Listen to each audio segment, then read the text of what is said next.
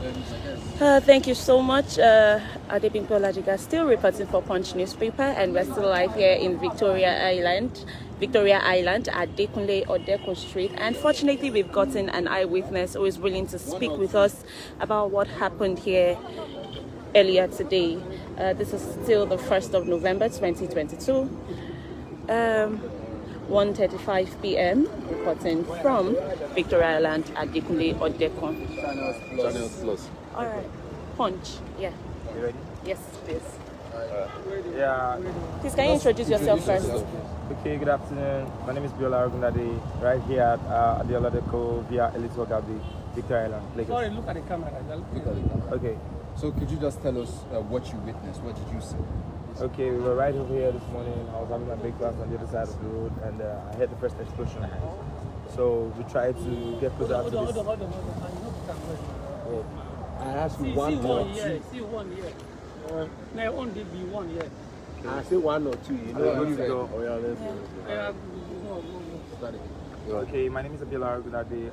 I reside here on the Little Gabi via the Oladeco, and there was a very, very massive explosion here right at the Providios Neo Assessment Bank, about to be commissioned in like 5 or 6 days from now.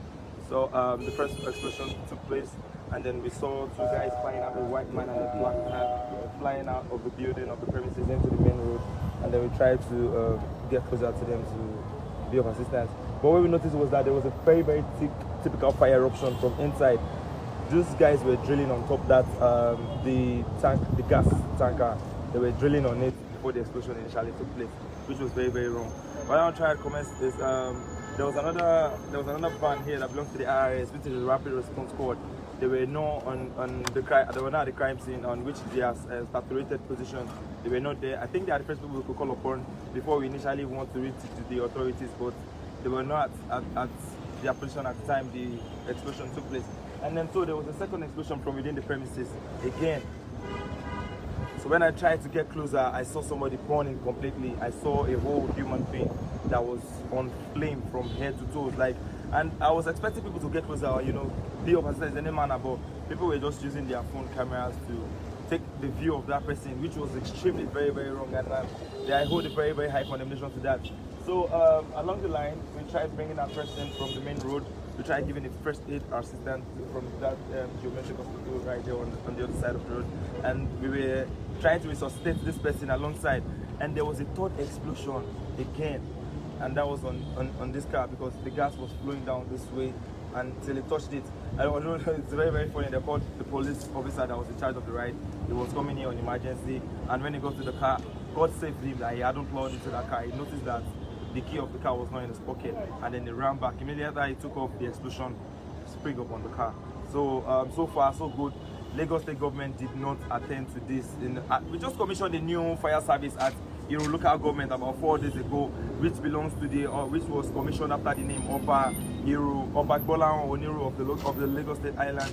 And it was just commissioned. I think those are just ceremonial. Those are just ceremonial fire service. I don't know. But as it is, Lagos State government did not really try at this fire approach. A lot of things have been condemned, properties have been gone, lives lost, So as it is so far, that's what's up. Now we can see that the fire has been quenched, and now you're saying the Lagos State government did not try at all. How was the fire quenched? Lagos State government did not put up the fire. We put up the fire here within the environment. And if they were here, we could say before them, we put up the fire within here. We had fire extinguishers from different companies within the hood. So they have to come forward and try to push the fire behind, or else it comes further than the expectation, than normal accidental expectation that we had. Did the fire service come here at all, and how long did it take them to get here? The fire service were here, they were later. They came for the after party initially. That was the fire service came for. All right, thank you. How many casualties can you confirm to us? Instantly, I confirmed 2 dead, and then 1 trapped in central while walking in central. The tanker and the generator body, 1 was trapped in it, and 2 dead instantly. They were gone. And we have other tools that were laying flat on the road. They were helpless. Nobody could approach them. But so far, I heard 1 of them has dropped dead again. All right, can you confirm their race? Are they white or black Africans? Or? They are black. The only white that was involved was the guy that, immediately the explosion took place, all his hand peeled off, and then he found safety first, like excusing the premises. How were they rushed to the hospital? Sorry. The guy went by himself. Okay. The other guy was, went with the ambulance to the hospital because it was almost lifeless. All right, thank you so much, sir. I really appreciate it. Thank you so much. We are still here, and this is still Punch newspaper reporting live here in Victoria Island at Adekunle Odeko precisely. And we just heard from an eyewitness who confirmed what happened to us. We've been hearing different stories, but people that are involved, people that work with this firm are here to speak with us. We can see few security personnel inside the building, and still yet they don't even want to talk to us. Talk less of even filming them. It has been a struggle standing here because they also don't want us to move close to the building.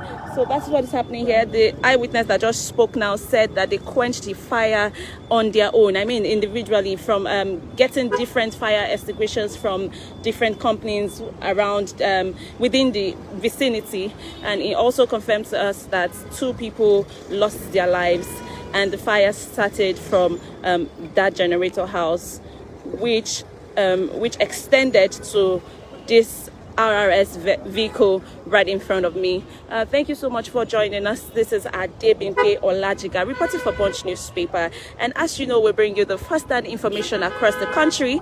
Don't forget to turn on your post notification followed by the second news update. Should in case there's any developments, we'll bring it back here to you. Trust us to do that. Thank you so much for joining us.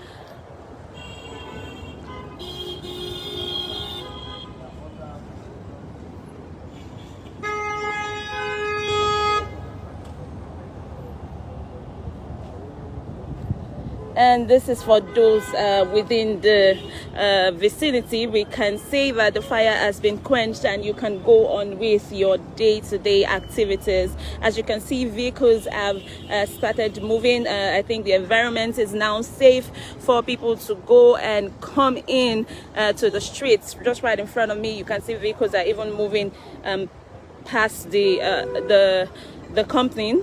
So feel free to continue with your day-to-day activity.